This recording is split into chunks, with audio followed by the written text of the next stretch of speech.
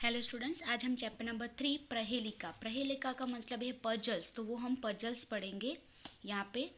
तो एक चक्षुन काको अयम बिलम इच्छन पन्नग क्षीयते वर्धते चैव न समुद्रो न चंद्रमा। एक चक्षुन, यहाँ पे ये जो है ना पजल्स, उसमें हमको आंसर ढूंढने हैं। तो एक चक्षु यानी वन आए है, फिर भी वो काको अयम, वो क्रॉ नहीं। बिलम, बिलम मीन्स कि हॉल, हॉल में जाना है। बिलम इच्छन्न, हॉल में जाना चाहता है, फिर भी पन्नग यानी स्नेक नहीं। क्षीयते वर्धते चैव, क्षीयते, क्षीयते यानी बढ़ना, और वर्धते यानी कम, क्षीयते यानी कम होना, वर्धते यानी बढ़ना, बढ़ता है और कम होता है। न चैव समुद्र न चंद्रमा, फिर भी ये समुद्र और चंद्रमा नहीं। यानी कि जो देखो बढ़ता घटता कौन है, मून और सी, वो बढ़ता भी है और घटता भी है। यहाँ पे क्या बोला, एक आईज है। तो आप ऐसा समझो कि एक आई वाला क्रॉ कैसे हो सकता है, ऐसा समझते कि आई, क्रॉ की एक ही आई होती है। और बिलम इच्छन, हॉल में जाना चाहता है। स्नेक कहाँ पे जाता है, उसका हॉल होता है, वहाँ पे जाता है, तो भी वो स्नेक नहीं। उसका मतलब, तो उसका हम ट्रांसलेशन करेंगे तो यहाँ पे ट्रांसलेशन उसका होगा कि the this has one eye but is not a crow, in spite of wishing to go into a hole, is not a snake, wanes and waxes but is neither a sea nor the moon. तो उसका answer आएगा needle. Needle जो होती है ना, needle जो हम उससे स्टिच करते हैं क्लोथ, तो उसका एक वो जो जहाँ पे होल में हम उसको थ्रेड डालते हैं, वो उसका मतलब एक आई हुआ, और वो क्लोथ में आगे पीछे जाता है और से उसका स्टिचिंग होता है, तो वो होल में जाना चाहता है, मतलब समझे। तो उस टाइप से उसका मतलब होता है कि नीडल। फिर चतुर्मुखो न च ब्रह्मा वृषारूढ़ो न शंकर निर्जीव च निराहारी अजस्त्र धान्य भक्षणम। चतुर्मुखो, उस वो चतुर्मुखम यानी कि उसके कितने मुख है, कितने फेस है, चार। न च ब्रह्मा, और फोर फेस किसके थे, ब्रह्मा के। वृषारूढ़ो न शंकर, वृषारूढ़ो यानी ऑक्स पे बैठा हुआ है, तो भी वो शंकर नहीं, क्योंकि ब्रह्मा के फोर फेस है। शंकर किस पे बैठते हैं, ऑक्स पे। निर्जीव च निराहारी, निर्जीव यानी नॉन लिविंग है, और निराहारी यानी कुछ भी नहीं खाता। अजस्त्र धान्य भक्षणम, तो भी अजस्त्र यानी कि कॉन्स्टेंटली, धान्य भक्षण यानी कि क्या करता है, धान्य इज ग्रेन, ग्रेन को भक्षण यानी वो कंज्यूम करता है, ग्रेन खाता है। फोर फेस है, तो भी ब्रह्मा नहीं। वृषारूढ़ो न शंकर, वो शंकर कैसे है, ऑक्स पे बैठते हैं। तो ऐसा क्या होगा, देखो यहाँ पे लिखा है वो नॉन लिविंग है और खाता नहीं है, फिर भी वो ग्रेन को कॉन्स्टेंटली कंज्यूम करता है।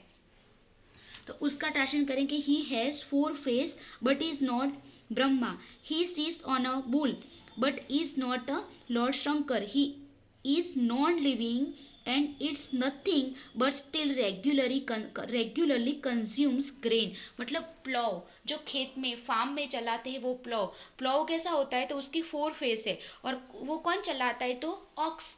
तो उसके लिए ऐसा बोला। और निर्जीव यानी नॉन लिविंग है, और वो खाता भी नहीं है, लेकिन जैसे कि प्लॉव होता है, उसके पीछे ग्रेन को डालते रहते हैं उगाने के लिए, तो वो खाता रहता है, मतलब उसका ये है प्लॉव। थर्ड, अपदो दूरगामी च साक्षरो न च पंडित अमुख स्फुट वक्ता च यो जानाति स पंडित। अपदो दूरगामी, उसके पैर नहीं है, अपदो उसके पैर नहीं है, तो भी दूरगामी, दूर तक जाता है। न साक्षरो न च पंडित, वो साक्षर यानी पढ़ा लिखा भी नहीं है, और पंडित यानी स्कॉलर भी नहीं है। अमुखम, अमुखम यानी उसका माउथ नहीं है। स्फुट वक्ता, तो भी वो फ्रैंकली बोल देता है। चयो जानाती मीन्स ये जो जाने, सब पंडित, वो स्कॉलर, इसका आंसर दे वो स्कॉलर। तो अपदो, जिसके पैर नहीं है तो भी दूर तक जाता है, वो पढ़ा लिखा है, फिर भी स्कॉलर नहीं, जिसका मुख नहीं है तो भी वो फ्रैंकली बोलता है। तो ये कौन है, तो रिटर्न लेटर, जो हम लिखते हैं वो पत्र। तो he is a he is without feet, but one who goes long distance, is literate but is not a scholar. He has no mouth but still speak frankly. Whoever knows this is this is a scholar. तो ये letter जो है ना वो दूर तक जाता है, उसके पैर नहीं है तो भी वो लिटरेट है लेकिन स्कॉलर नहीं है और बोल भी पाता है, यानी हम उसका लिखा हुआ हम समझ सकते हैं। मतलब पर्वताग्रे रथो याति भूमो तिष्ठति सारथी। पर्वताग्रे, पर्वत यानी माउंटेन की पीक पे, रथो याति यानी चैरियट जाता है, भूमो तिष्ठति सारथी, उसका चैरिटर है ना वो जमीन पे ग्राउंड पे, भूमो तिष्ठति यानी ग्राउंड पे बैठा हुआ है, चलती वायु वेगे न, वो वायु वेग से यानी कि विंड की स्पीड से चलता है, पदम एकम, पदम यानी एक स्टेप भी वो आगे नहीं जाता। ऐसा क्या, देखो रथ उसका, चैरियट उसका पर्वत ऊपर है, उसका चलाने वाला जो सारथी चैरियटर है वो नीचे बैठा हुआ है और स्पीड में जाता है तो भी एक स्टेप भी आगे नहीं जाता। ऐसा क्या, तो पॉटर व्हील, पॉटर जो अपने पॉट बनाता है उसके व्हील कैसे होते हैं, ग्राउंड से थोड़ा ऊपर होता है, और पॉटर यानी चैरियटर वो नीचे बैठा हुआ होता है और स्पीड से वो उसको घुमाता है, यानी स्पीड से चलता है लेकिन एक स्टेप भी वो आगे नहीं जा पाता। तो the chariot moves on the peak of, chariot moves on the peak of a mountain and the charioteer stay on the ground. It moves with the speed of wind but does not go even one step.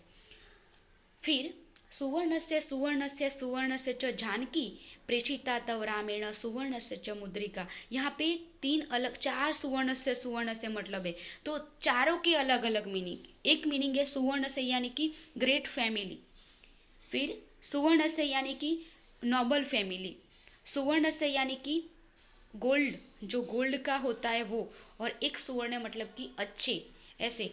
तो यहाँ पे translation ऐसा है कि अच्छी family के श्री राम ने हे जानकी यानी कि अच्छी नोबल फैमिली की सीता को सुवर्ण से यानी कि गोल्ड की क्या भेजी है, मुद्रिका यानी कि रिंग, गोल्ड की रिंग भेजी है। आपको पता होगा कि हनुमान के हाथ राम ने सीता के लिए एक रिंग भेजी थी, उससे वो हनुमान को पहचान पाए।